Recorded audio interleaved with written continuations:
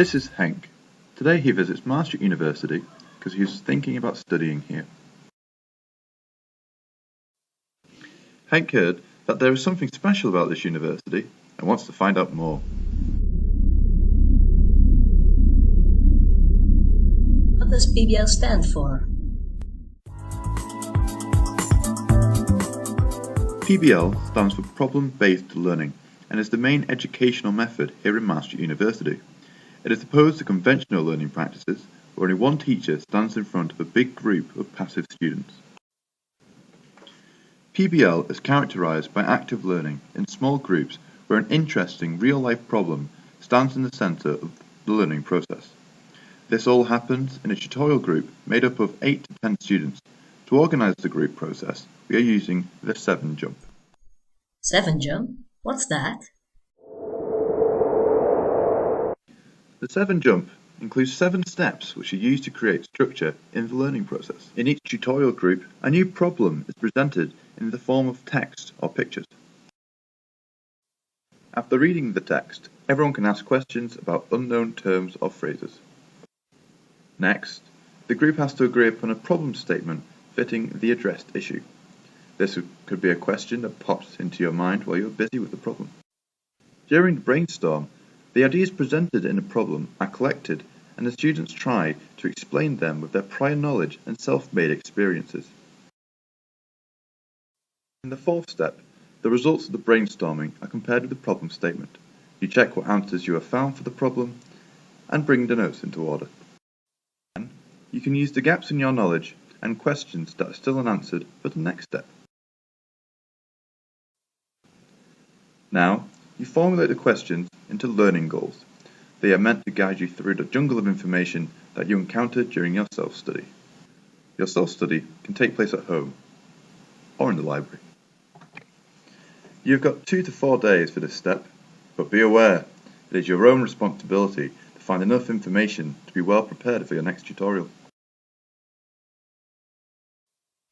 Last, but not least, during the post-discussion, everyone will share their results with each other, and you check whether you have covered everything. But when there are only students, so many things can go wrong. How do you make sure that the students stay on track? To make sure that all students are staying on track, each group is supported by a tutor. He can either be an experienced student or a staff member. His responsibility is to support the process of the group discussion. For example, by keeping the students focused on important issues, helping with problems that cannot be solved by the students themselves, and making sure that the group understood everything. But remember, PBL is student-centered. The tutor stays in the background and only jumps in when necessary. The leading of the group is done by the students. Each time, a discussion leader and a scribe are appointed. As discussion leader, you'll have to structure the discussion, keep the learning goals in focus, and encourage all members to participate. It is also important to make sure that the key concepts of the problem have been covered. During the pre-discussion, one student has to take up the role as a scribe. He writes down the notes of the discussion on the whiteboard and clusters the information. But why did the university choose this model? Compared to conventional teaching, PBL offers a lot of advantages. First of all, it is a very active form of learning. You are the master of your own destiny. PBL keeps you motivated to fill in the gaps in your knowledge. The system promotes the elaboration process of memory, which implies a deeper level of learning and deeper processing of the information. Additionally, you learn in the context of an up-to-date and specific problem, thus making it easier to apply your newly learned knowledge to real life. And studies have shown that PBL students remember more in the long run.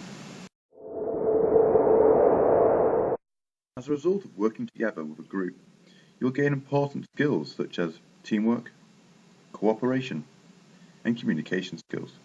These skills provide a great base for your later career. Well, that sounds alright, but does it really work like that? That's a good point, Henk. As groups are not made out of machines, in practice, a few things can go wrong. There might be a lack of interaction if people are not listening to each other, holding back information, not asking questions, and repeating already said information. Sometimes happens that the research of students is superficial, and that leads to an inefficient post-discussion. Another possible problem is unequal participation in groups. On the one hand, you could have free riders, the ones who are just listening and profiting, and on the other, dominant students who don't listen to the opinions of others. So is there anything I can do to improve the group work? Of course there is. Here are some tips and tricks which will help you make the best of your study experience here at Maastricht University. As you already know, in Maastricht, it's all about you. Effective group work is only possible if everyone contributes equally. Self-study seriously and participate actively in the group discussions. Give constructive feedback and transfer given feedback into action. Thank you for showing me around and explaining the BBL system.